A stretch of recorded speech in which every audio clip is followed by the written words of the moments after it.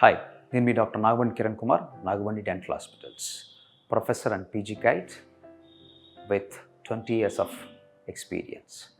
ఈరోజు నేను మీతో షేర్ చేసుకునే టాపిక్, డిస్కస్ చేద్దామనుకునే టాపిక్, కామనెస్ట్ డౌట్ పేషెంట్ మన డెంటల్ క్లినిక్ వచ్చినప్పుడు కానీ బయట స్నేహితులు కానీ వీళ్ళు అడిగేది ఏంటంటే, రూట్ కెనాల్ చేసుకున్న తర్వాత క్యాప్ కంపల్సరీయా, క్యాప్ వేసుకోవాలా? నేను ట్రీట్మెంట్ చేసిన తర్వాత పేషెంట్ అడుగుతుంటారు, డాక్టర్ గారు క్యాప్ కంపల్సరీ అండి, లాస్ట్ టైం వేయించుకున్నాం కదా, ఈసారి కూడా వేయించుకోవాలంటారా? వేయించుకుంటే ఏ రకమైన క్యాప్ వేయించుకోవాలి, ఏదైతే లాంగ్ టర్మ్ ఉంటుంది, ఏదైతే ప్రాబ్లం రాకుండా ఉంటుంది అనేది అడుగుతూ ఉంటారు. ఒకటి బేసికల్ ఫస్ట్ నేను చెప్పదలుచుకుంది ఏంటంటే, రూట్ కెనాల్ ట్రీట్మెంట్ జరగబోయే పన్ను అంటే పేషెంట్ రూట్ కెనాల్ ట్రీట్మెంట్కి ఇండికేషన్ ఉంది అనే పన్ను either partially dead or totally dead ఉంటుంది. అంటే డెడ్ టీత్కి జనరల్గా పన్నుకు ఉండే బ్లడ్ సప్లై పోతుంది. అంటే నార్మల్గా మన న్యాచురల్ టూత్కి ఏంటంటే బ్లడ్ సప్లై, నర్వ్ సప్లై ఉంటుంది. ఎప్పుడైతే రూట్ కెనాల్ ట్రీట్మెంట్ జరుగుతుందో అదంతా కూడా తీసివేయబడుతుంది. అంటే రూట్ కెనాల్ ట్రీట్మెంట్ జరిగేదానికి ముందే ఇదంతా కూలిపోయి అంతా ఉండడం వల్ల దాని అంతా శుభ్రం చేసేస్తారు. So there is no fresh blood supply. ఫంక్షనల్గా టూత్ ఉంటుంది. సో ఇలాంటి టూత్ ఏమవుతుంది అంటే బ్రిటిల్గా తయారవుతుంది, అంటే పెలుసుగా తయారవుతుంది. సో పెలుసు పదార్థాలు ఏదన్నా గట్టివి కానీ ఏదన్నా పడ్డప్పుడు విరిగిపోవటానికి అవకాశం ఉంటుంది. సో ఇలా మీరు రూట్ కెనాల్ ట్రీట్మెంట్ చేయించుకున్న పన్ను విరిగిపోకుండా ఉండడం కోసం దీనికి కవచంలాగా వేసేదే మీ క్యాప్ ఆర్ క్రౌన్. సో కాబట్టి నేను అడ్వైస్ చేసేది ఏంటంటే, తప్పకుండా మీరు రూట్ కెనాల్ ట్రీట్మెంట్ చేయించుకున్న తర్వాత క్యాప్ వేయించుకోవాలి.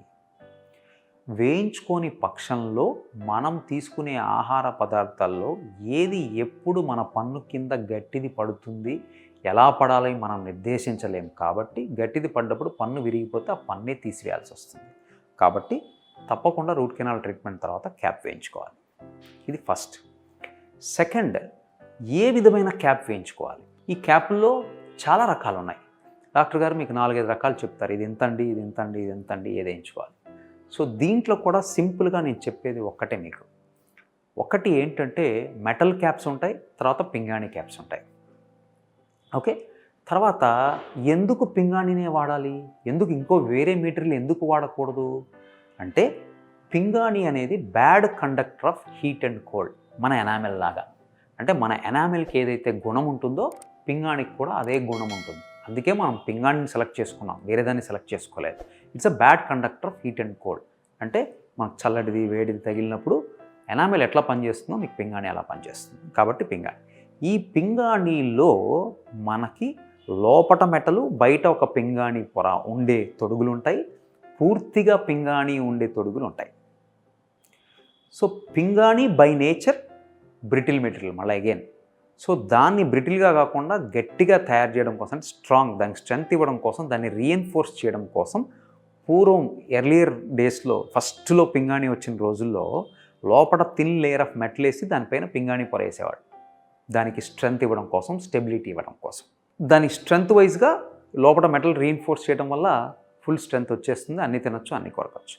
రెండోది వచ్చేసి కంప్లీట్ సిరామిక్, అంటే లోపల మెటల్ అట్లాంటిది ఏముండదు.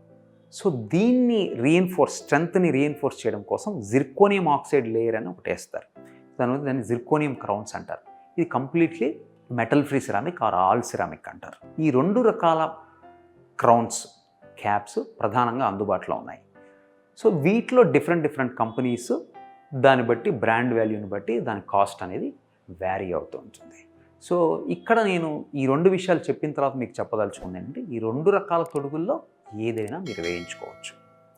ఓన్లీ మనం చూసుకోవాల్సింది ఏంటంటే, ఈ క్రౌన్ చేసినప్పుడు ఎవరు చేస్తున్నారు, ఎలాంటి ల్యాబ్లో తయారు చేస్తున్నారు, నిష్ణాతులైన ల్యాబ్ టెక్నీషియన్స్ చేసినప్పుడే మంచి తొడుగు వస్తుంది, మన్నిక గల తొడుగు వస్తుంది, పక్క పళ్ళ మధ్యలో గ్యాపులు లేని తొడుగు వస్తుంది, ఫుడ్ ఇరుక్కోకుండా ఉండే తొడుగు వస్తుంది.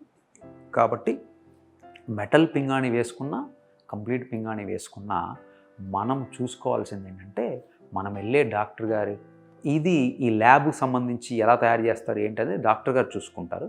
మనం చూసుకోవాల్సింది ఏంటంటే, ఈ 2 తొడుగుల్లో ఏ తొడుగైనా వేయించుకోవచ్చు. డాక్టర్ గారికి డాక్టర్ గారు మీరు మీ బడ్జెట్ని బట్టి మీరు చెప్పిన దాన్ని బట్టి డాక్టర్ గారు డిసైడ్ చేసేసి మెటల్ పింగాణి తొడుగు కానీ కంప్లీట్ మెటల్ ఫ్రీ తొడుగు కానీ వేయడం జరుగుతుంది. ఈ 2 తొడుగుల్లో ఏదన్నా ఒక తొడుగు వేయించుకోవచ్చు. బట్ కొంతమందిలో స్పెసిఫిక్గా ఏంటంటే ఈ ఎంఆర్ఐ స్కాన్స్ ఇట్లాంటి వాటికి వెళ్ళినప్పుడు మెటల్ ఉండకూడదు. మెటల్ ఉంటే ఏదైతే రేస్ వెళ్ళి అక్కడ మనకి ఇవాల్యుయేట్ చేయాలో ఎంఆర్ఐలో అవి డిస్టర్బ్ అవుతాయి కాబట్టి మెటల్ లేకుండా ఉండే తొడుగులు వేయించుకోమని చెబుతూ ఉంటారు. అది కొంతమేరకి ఏంటంటే ఆ భాగంలో అంటే మనకు దవడ భాగంలో వాటి భాగంలో కనుక ఎంఆర్ఐ తీసేది ఉంటే మాత్రం ఈ మెటల్ తొడుగులు ఉన్నప్పుడు మనకి ఎంఆర్ఐ తీయడానికి రాదు. సో అలాంటి కండిషన్లో జిర్కోనియం తొడుగులు వేయించుకోవాల్సి ఉంటుంది.